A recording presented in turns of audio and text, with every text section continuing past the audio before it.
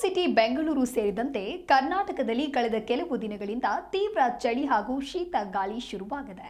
ಚಳಿ ಮತ್ತು ಗಾಳಿಗೆ ತೆರೆಗೊಡ್ತಾ ಇರುವ ಜನರು ಮಾಂಸಾಹಾರಕ್ಕೆ ಹೆಚ್ಚು ಮೊರೆ ಹೋಗ್ತಾ ಇದ್ದಾರೆ. ಕುರಿ ಕೋಳಿ ಉತ್ಪಾದನೆಯಲ್ಲಿಯೂ ಕುಸಿತ ಕಂಡಿದೆ. ಅದರಲ್ಲೂ ಕ್ರಿಸ್ಮಸ್ ಹಾಗೂ ಹೊಸ ವರ್ಷದಿಂದಾಗಿ ಬೇಡಿಕೆ ಹೆಚ್ಚಾಗಿರೋದ್ರಿಂದ ರೇಟ್ 1000 ಗಡಿ ಮುಟ್ಟಿದ್ದು ನಾನ್ ವೆಜ್ ಪ್ರಿಯರಿಗಂತೂ ಬಿಗ್ ಶಾಕ್ ಎದುರಾಗಿದೆ. ಮಟನ್ ದರ ಮತ್ತಷ್ಟು ಏರಿಕೆಯ ಸಾಧ್ಯತೆ ಇದ್ದು, ಕೋಳಿ ಬೆಲೆಯೂ ಏರಿಕೆ ಕಂಡಿರೋದು ನಾನ್ ವೆಜ್ ಪ್ರಿಯರಿಗೆ ಬೇಸರ ಉಂಟಾಗಿದೆ. ಚಿಕನ್ಗೂ ಮಟನ್ಗೂ ದರದಲ್ಲಿ ಗರಿಷ್ಠ ಏರಿಕೆ ಕಂಡಿದೆ. ಚಳಿಯಿಂದ ಕುರಿ ಬೆಳವಣಿಗೆ ಕುಸಿತವಾದ ಹಿನ್ನೆಲೆ ಕೆಜಿ ಮಟನ್ಗೆ 900 ರೂಪಾಯಿ ಇದ್ದು, ಮುಂದಿನ ವಾರ 1000 ರೂಪಾಯಿ ಆಗುವ ಸಾಧ್ಯತೆ ಇದೆ. ಸಾಮಾನ್ಯವಾಗಿ 230 ರಿಂದ 240 ರೂಪಾಯಿವರೆಗೆ ಇರ್ತಾ ಇದ್ದ ಚಿಕನ್ ದರ ಇದೀಗ ಕೆಜಿಗೆ 300 ರಿಂದ 310 ರೂಪಾಯಿಗೆ ಏರಿಕೆ ಕಂಡಿದೆ. ಮೊಟ್ಟೆಯಲ್ಲಿ ಕ್ಯಾನ್ಸರ್ ಅಂಶದ ಚರ್ಚೆ ನಡುವೆ ಹೊಸ ವರ್ಷ ಹಾಗೂ ಕ್ರಿಸ್ಮಸ್ ಹಬ್ಬದ ಬೇಡಿಕೆಯ ಮಧ್ಯೆ ಮಾಂಸ ಪ್ರಿಯರಿಗೆ ಇದು ನಿಜಕ್ಕೂ ಆಘಾತ ಉಂಟು ಮಾಡಿದೆ.